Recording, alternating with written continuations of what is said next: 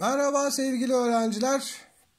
Birinci dönemin matematik dersinden son yazılısı ikinci yazılı örneğiyle internetten aldığım sorularla sizlere yardımcı olmaya çalışacağım. Hiç vakit kaybetmeden birinci sorudan başlıyorum. İlk konularla ilgili, doğal sayılarla ilgili yukarıda okunuşu verilen sayıyı rakamla yazarken kaç tane sıfır kullanılır diyor. Sayımızı yazalım. 27 milyon diyor. Hemen şu 27 milyonlar bölüğüne koyalım.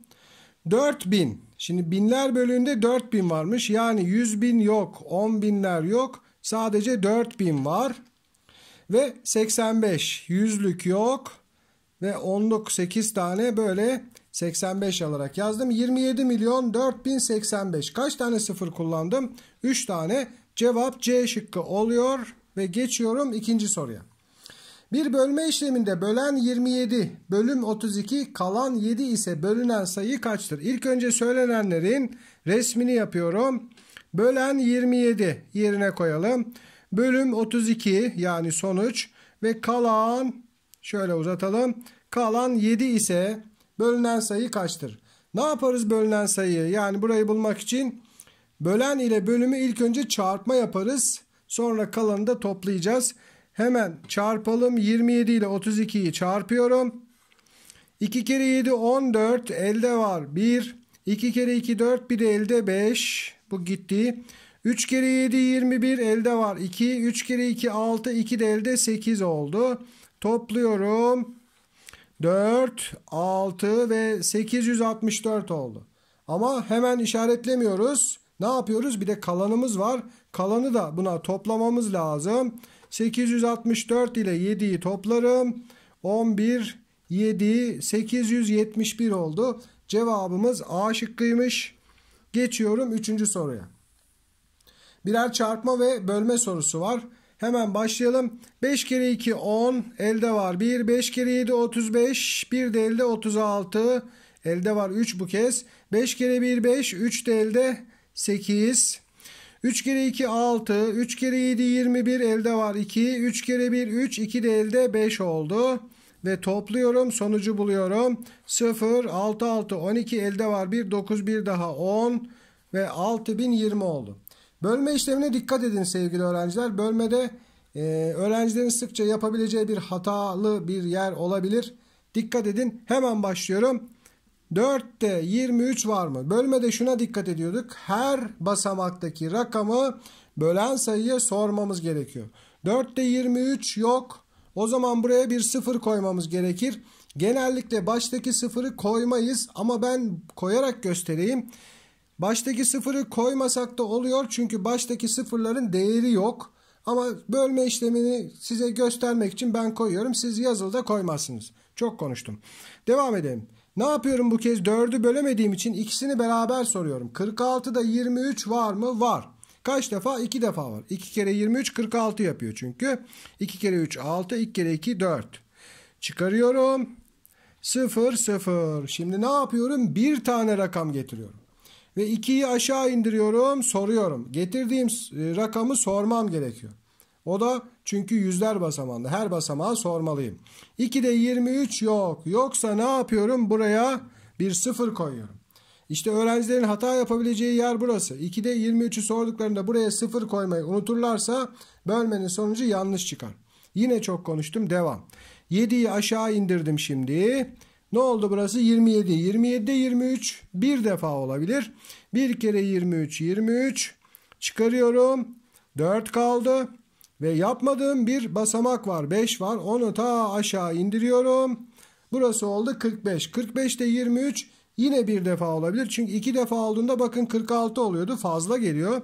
45'i geçmemem lazım. 1 kere 23 23. Ve böylelikle bölme işlemi bitirdim. Sonuç 2011 oldu. Bakın şu sıfırı koy, baştaki sıfırı koymasam oluyor. O önemli değil. Ama ortadaki sıfırı koymasaydım sonuç 211 çıkardı ve 0 puan alırdım. Ama şimdi ne oldu sonuç? 2011 oldu. Kalan da var. Olsun 22. Şunu da hatırlatıyorum. Kalan sayı her zaman bölen sayıdan az olmalıdır. Bunu unutmuyoruz. Ve 4. soruya geçiyoruz. Zihinden işlemler var. Aşağıdaki işlemlerden hangisinin sonucu yanlıştır diyor. Hemen yapalım. Bakın bir bölme var. Kısa yoldan bölmek istersem 1 0 bundan, 1 0 bundan, 1 0 bundan, 1 0 bundan silebilirim. İkisinden de olmak şartıyla. Ne kaldı? 21 bölü 7 3 eder ve bu cevap doğru. Burada yine bölme var. 1 0 bundan silebilirim birer tane. 14 bölü 2 7 eder. Bu cevap da doğru. 40 çarpı 500. Ne yapıyorum? Kısa yoldan 4 ile 5'i çarptım. 4 kere 5 20. Kaç tane sıfır var? 1, 2, 3 tane var. Sonuç 20.000 olmalıydı. Ama burada ne yapmışlar? 2.000 yapmışlar. O zaman cevap C şıkkı. Hatalı yapılmış ve cevap C şıkkı. Bunu kontrol edelim. 3 çarpı 6 18. 2 tane sıfırımız var. Ekliyorum. 1800. Cevap doğruymuş. Cevabı bulduk ve 5'e geçiyoruz. Üslü sayılar var. Üslü ifadelerin sonuçlarını bulunuz diyor. Ne demektir bu? 3'ün karesi, 3'ün ikinci kuvveti. 2 tane 3'ü çarpma yap demek istiyor bize. Cevap 3 kere 3 9 oldu. Bu kez 3 tane 2. Yani 2 çarpı 2 çarpı 2 eşittir. 2 kere 2 4. 4 kere 2 8. Cevap 8 oldu. Burada ise 2 tane 4'ü çarpma yap demektir bu. 4 kere 4 16. Bir tane 5 5 eder zaten. 3 tane 1. Sevgili öğrenciler 1'in üstünde kaçıncı kuvvet olursa olsun sonuç 1 çıkacak. Gösterelim. 1 kere 1 1 1 kere 1 1 sonuç 1 oldu. Ve geldim 6. soruya. Yine üslü ifadeler aşağıdakilerden hangisi doğrudur diyor. Ekranı az daha büyütürsek daha iyi olacak sanıyorum. Daha yakın görürsün. Evet şöyle ayarlayalım. Ve sabitleyelim. Hangisi doğrudur? 4'ün 3. kuvveti yani 3 tane 4 olması lazım. Bakın burada 3 3 3 3 yanlış. 5 çarpı 5 çarpı 5 15 demiş yanlış. Çünkü bu 125 çıkardı. Bu da yanlış. 4'ün 6. kuvveti yani 6 tane 4 olmalıydı ama burada 4 tane 6 yapmışlar. Yanlış olmuş. 3, 3, 3, 3, 3, 5 tane 3 var yani 3'ün 5. kuvveti D şıkkı doğru yapılmış. Doğru açılım var. Ve geldim parantezli işlemlere 7. soru. Ne yapıyoruz parantezli işlemlerde? İlk önce parantezin içini yapıyoruz. Sonra dışarıda işlem varsa onu yapıyoruz. Hemen yapalım. Çıkarma işlemi 17 eksi 10 7 eder. Artıyı koyayım ben buradan. 25 bölü 5 5 eder. 7 ile 5'i toplarım. Sonuç 12 eder. Diğer tarafa bakıyorum. Parantezin içini yapıyorum önce. 13 ile 17'yi topluyorum. Zihinden toplarsam 17, 27, 30 ediyor. 2 çarpı 30 eşittir. O da 60 eder ve cevap 60 çıkar. 8. sorumuz. 4 basamaklı en küçük tek sayı ile 5 basamaklı rakamları farklı en büyük çift sayının toplamı kaçtır? Önce büyük sayıyı yazayım. 5 basamaklı olacak. Rakamları farklı olacak. En büyük olacak ve çift olacak. En büyük olması için ne yapıyorum? 9'u koyuyorum. Tekrar 9'u koymuyorum. Neden? Çünkü rakamları farklı diyordu. O zaman 8'i kullanıyorum. Sonra küçüğe doğru, büyükten küçüğe devam ediyorum. 7, 6, 5 basamaklı olacak.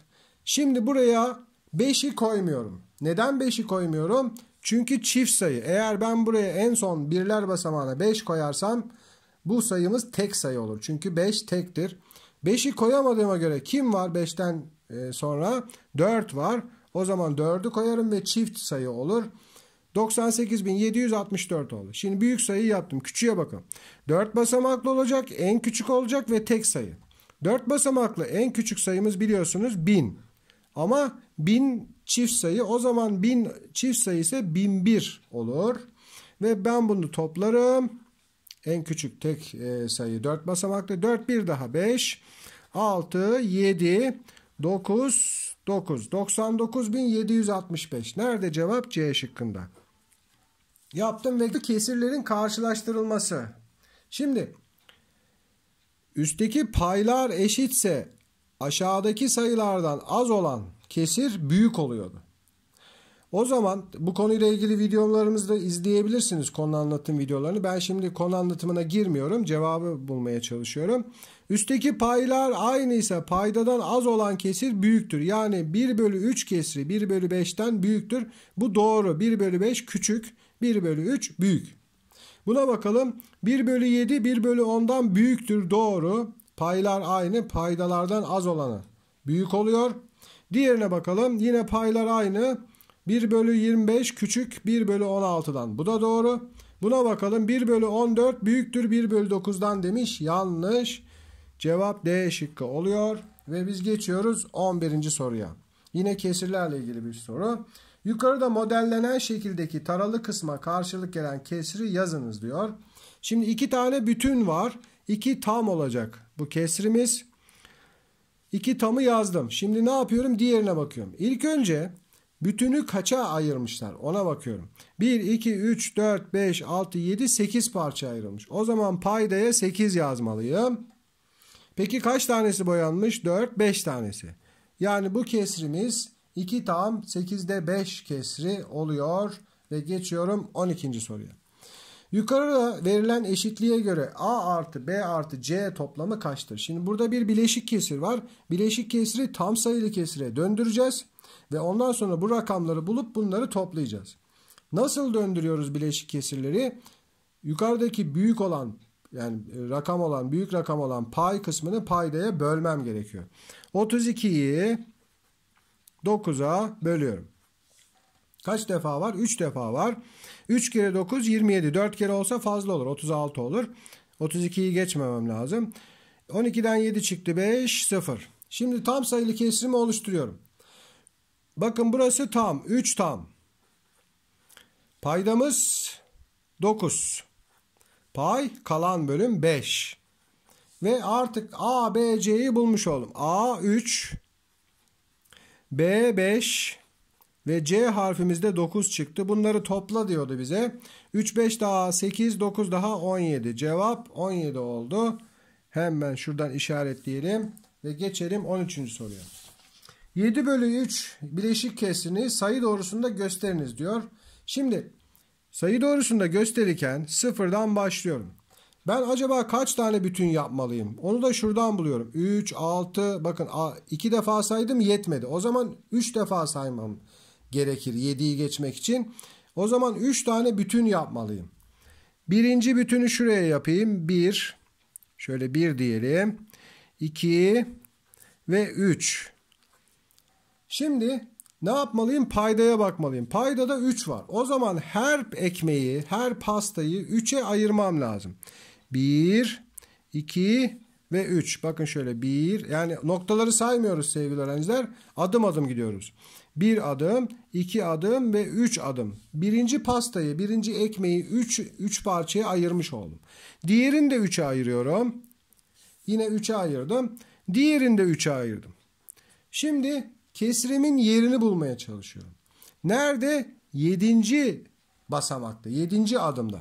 Hemen sayalım. 1, 2, 3, 4, 5, 6 ve 7. Şuraya geliyor. Yani bana sorulan 7 bölü 3 kesri buradaymış. Hemen şöyle buraya yazıyorum. 7 bölü 3 diyorum. Ve soruyu tamamlamış oluyorum. 14. soruya bakıyorum. Aşağıdakilerden hangisi 2 bölü 5 kesrinin genişletilmiş hali değildir? Yani her genişletmede ne yapılırdı? Pay ve payda hangi rakamla genişletilecekse aynı şekilde çarpılması gerekiyor. Mesela 2 bölü 5 kesirini 2 ile genişletsek şöyle düşünün.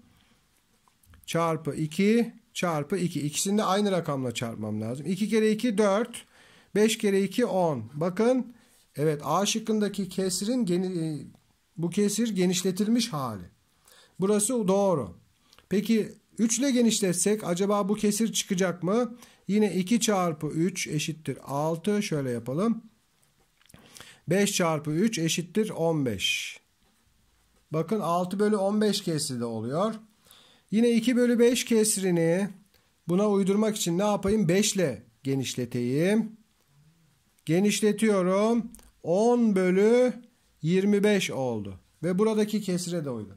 Peki 14 olur mu? 2'yi 7 ile çarparsam 14 oluyor ama 5'i 7 ile çarptığım zaman 35 olması lazım. Bakın burası 40 olmuş. O zaman D şıkkı 2 bölü 5 kesrinin genişletilmiş hali değildir. Başka bir kesrin genişletilmiş halidir. A, B, C uyuyor ama D şıkkı uymadı. Cevabı işaretledik. Geldik problem bölümüne. Ayşe yaptığı 40 kilogram çilek reçelinin 8'de 3 bölü 8'ini kardeşine vermiştir. Buna göre Ayşe kardeşine kaç kilogram çilek reçeli vermiştir diyor. Ne yapıyoruz? 40 kilogram çilek reçelinin 8'de 3'ünü vermiş. Reçelimizin hepsini biliyoruz. O zaman 40 kilogramı 8'e bölüyoruz. 40 bölü 8 5 defa 5 kere 8 40. Bir parçayı buldum. 3 parça vermiş. 5 ile 3'ü çarpıyorum. 15. Demek ki kardeşine 15 kilogram çilek reçeli vermiş. Cevabımız B şıkkı oldu. Geldik 16. soruya. Hangi sayının 20'de 7'si 35'tir? Bakın burada sayının tamamını bilmiyoruz. 20'de 7 olan bir parçayı biliyoruz. Yani bu sayının 20'ye bölümü ve 7 parçası 35 taneymiş. 35'miş. 7 parçası 35'miş. Bakın şu sözüme dikkat ettiniz mi? O zaman bir parçayı bulmalıyım ben ilk önce. 35'i 7'ye bölmem gerekiyor. 35'i 7'ye böldüğüm zaman 5 çıkıyor. 5 kere 7 35. Bir parçası 35 çıktı. 20 parça varmış. Kesir o sayı 20'ye bölünmüş. O zaman ne yapmalıyım? 20 ile 5'i çarpmalıyım. 5 kere 0 0, 5 kere 2 10. Cevabımız 100 çıktı. A şıkkını işaretliyorum ve geçiyorum 17. soruya. Bir çıkarma işlemi var kesirlerle ilgili. Yanda verilen işlemin sonucu aşağıdakilerden hangisidir diyor. Şimdi kesirlerle toplama ve çıkarma yapabilmek için paydaların birbiriyle aynı olması gerekiyor. Paydalar aynı değilse de onları eşitlemem lazım. Nasıl eşitleyeceğim? Burası 24, burası 6. 6'yı 24'e genişletebilirim. O zaman şu 1 bölü 6 kesrini genişletiyorum. Nasıl genişletiyorum? 4 ile genişletiyorum. Çünkü 24 yapmak istiyorum 6'yı. O zaman 1 bölü 6'yı genişletelim. 4 ile çarpalım ikisini de. 1 kere 4 4. 6 kere 4 24. Şimdi 1 bölü 6 kesri genişledi ve 4 bölü 24 oldu. 11 bölü 24'ten onu çıkarmam istenmiş. Çıkaralım. 4 bölü 24. Ne yapıyorduk çıkarma işleminde? Paylar çıkıyor. Paydayı çıkarma yapmıyoruz. Aynısını yazıyoruz. Devam edelim. 11'den 4 çıktı. 7 kaldı. 24'ü hiç birbiriyle çıkarmıyoruz. Aynı şekilde yazıyoruz. Cevabımız 7 bölü 24 oldu ve D şıkkı işaretledim. Geldim ondalık kesirlere. Sevgili öğrenciler, belki bu konuyu henüz görmemiş, işlememiş öğrenciler vardır. Belki bir ikinci döneme kalmış olabilir. Görmeyenler bu soruları geçerler. 3 tam binde 5 ondalık gösterim aşağıdakilerden hangisidir? Şimdi 3 tam dediğine göre 3 tamı yazıyoruz. Virgülümüzü koyuyoruz. Sonra binde dediği için 3 tane basamak olması lazım. Çünkü binde 5, binde 20, binde 35, binde 450 gibi yazılan ondalık kesirlerde, yani binde dediğinde 3 basamak olması lazım. Binde 5 diyor. O zaman 5 burada olduğuna göre buralara 0 koymam gerekiyor. Bakın 3 tam binde 5. Nerede? A şıkkında doğru cevap. Burası 3 tam onda 5. Çünkü 1 basamak var. Burası 3 tam yüzde 5. 2 basamak var. Burası da 3 tam yüzde 55. Zaten yukarıya uymuyor. Geldim 19. soruya. Ondalık kesirlerin sıralanması var. Büyükten küçüğe doğru sıralanacak. İlk önce tam kısımlara bakıyorum. En büyük kim? Onu bulmaya çalışıyorum. Şimdi 6 ile 6 küçük. Bunları zaten bakmıyorum. 3 tane 7 var. Bakın 7 tam, 7 tam, 7 tam. Bunlardan hangisi büyük? O zaman ne yapıyorum? Tam kısımlar eşitse kesirlere bakıyorum. 0,9, 19, 0,09. Şimdi bu 3 basamaklı. Bunlar 2 basamak. O zaman bunları da 3 basamaklı yapıyorum. Birer 0 koyuyorum. Şimdi ayırt etmem daha kolay oldu. 7 tam binde 90. 7 tam binde 190. 7 tam 9. Binde 9. 190, 90 ve 9'dan büyük olduğu için K harfi en büyük. O zaman K'yı başa yazıyorum. Bu birinci. Bu gitti.